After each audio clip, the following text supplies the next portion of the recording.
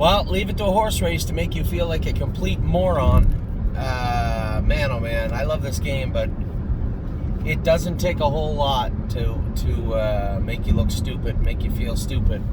You know, Voyage of Ice and Fire got beat fair and square. I mean, the mile and 2.8, whatever, I don't know, but seemed like he trotted well and got beat fair and square, which was a little surprising, a little upsetting, a little shocking, but whatever. You know, I did what I could, and I think the horse trotted okay. He got beat by a better horse today. Now, the next one was a little bit different. Cruiser warmed up good, coming off not a great race.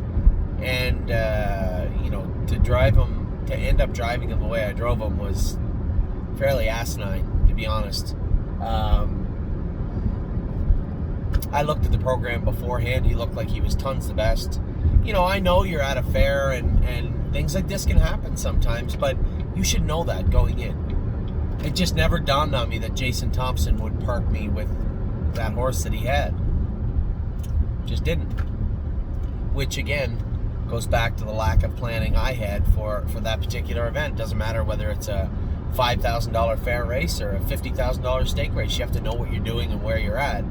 And by the time I realized, as I said in my message to my partners, my clients on the horse, by the time I realized I was about to get mugged, there was no 2-hole. And I can't really blame Justin Irvine for filling it. I would have filled it too. Now I got a decision to make. Do I drag him back into the 3-hole? Or do I just sit there? I chose to sit there. I knew he was going to have to go a tough trip. But he's a gritty little bugger, and to be honest, he did everything he could. I just put him in an absolutely tough spot. And he almost bailed a real dumb drive out. Anyway, it is what it is. I got to move past it. Same everybody else does. Not the end of the world. I mean, I'm not going to go home and cry myself to sleep. I've driven horses worse before, but not in recent memory. So, decent day at the fair. You know, should have been a 1 and a 2 easily, obviously. Instead, it was a 2 and a 3. But I'll regroup. We'll regroup, and we'll move on. We got bigger fish to fry this week. You know, not to downplay what took place today. I literally had $2,500 sitting there in front of me and opted for 6 instead. So, but I will turn the page. It's over and done with now. I'll move forward. Now, it dawned on me, I'm in Canton. What farms are around here? Because I really haven't had a chance to do any yearling videos. We didn't go back out towards Hickory Lane and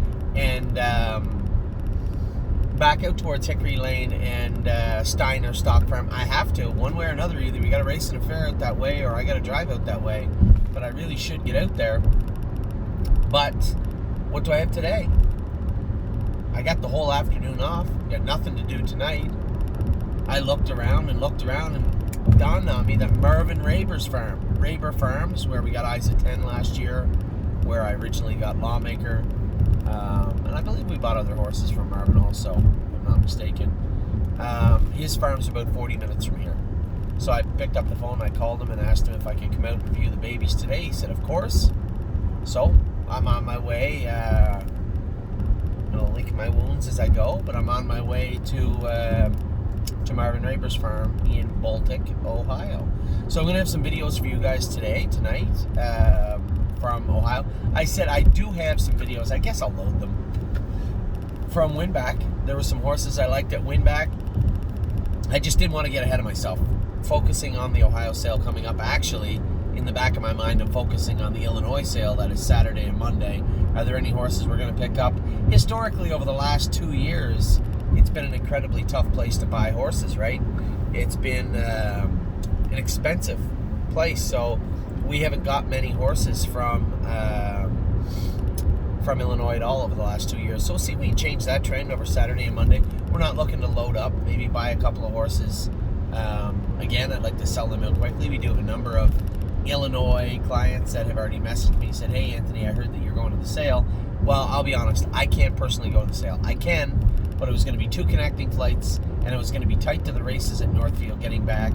I really believe I should focus and be rested up for Sunday night and make sure that something like that doesn't happen on Sunday night.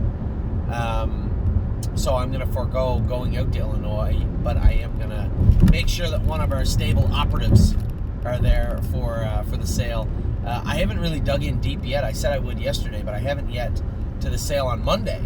There's 2 sales in Illinois. The Land of Lincoln sale, the one that I looked at closely, and then you have the Alini sale, which I haven't that closely, but I will tonight. There's only maybe 160, 70 horses, something like that in it.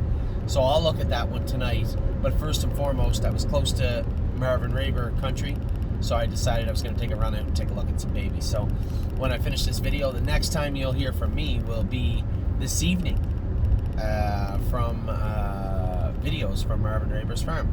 So fair was okay. Last night was decent. Rose Run, why not? You know, you're going to have to give her a pass. She had the 8-hole. I tried to make, you know, something out of nothing starting down the backstretch, and we just ended up in no man's land down around the last turn, and can't do anything from it there. West 52nd race good.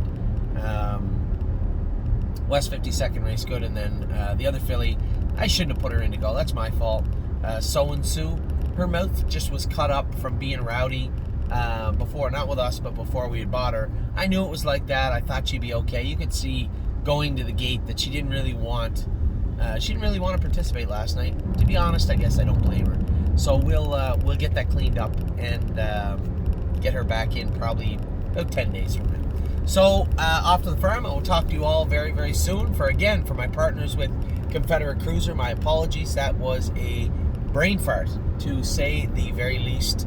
But I'll endeavor to make it up to you down the road. Take care.